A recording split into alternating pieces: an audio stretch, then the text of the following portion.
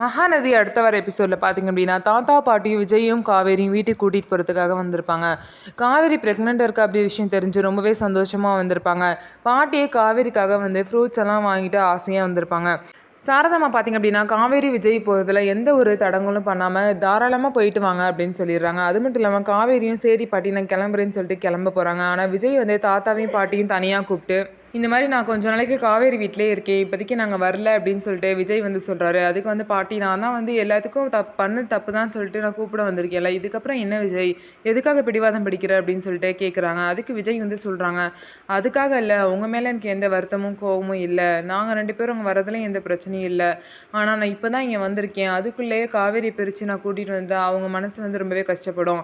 என் மேலே வந்து அவங்களுக்கு என்ன தான் நம்பிக்கை வந்தாலும் நான் காவேரியை எப்படி பார்த்துக்கிறேன் அப்படின்னு சொல்லிட்டு அவங்களுக்கு புரிய வைக்கணும். என் கூட இருந்தால் காவேரி எவ்வளோ சந்தோஷமாக இருக்கா அப்படின்னு சொல்லிட்டு அவங்களுக்கு தெரியணும். அப்போ தான் அவங்க மனசும் நிம்மதியாக இருக்கும். காவேரிக்கு அந்த வீட்டில் எந்த ஒரு பிரச்சனையும் இல்லைன்னு தெரிஞ்சாதான் அவங்களும் நிம்மதியாக இருப்பாங்க. அதனால நான் வரும்போது அங்கே சித்தப்பா யாருமே இருக்கக்கூடாது அப்படிலாம் சொல்லி பார்த்தீங்க அப்படின்னா விஜய் வந்து சொல்கிறாரு. சரிப்பா நீ சொல்கிறது எனக்கு புரியுதுன்னு சொல்லிட்டு தாத்தாவும் பாட்டியும் கிளம்புறாங்க.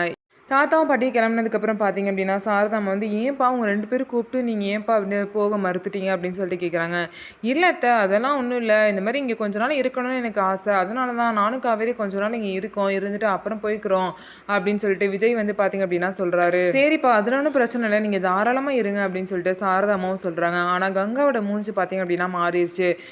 வந்து 2 நாளே வந்து இவ்வளோ தூரம் கவனிக்கிறாங்க, நம்ம புருஷனை கொஞ்சம் கூட கண்டுக்கவே மாட்றாங்க, இன்னும் எவ்வளோ நாள் இருக்க போகிறாங்க அப்படின்னு தெரில அப்படின்னு சொல்லிட்டு கங்கா வந்து வருத்தப்படுறாங்க. இது எப்படி பிரச்சனையாக முடிய போகுது அப்படிங்கிறத நம்ம வெயிட் பண்ணி பார்க்கலாம்.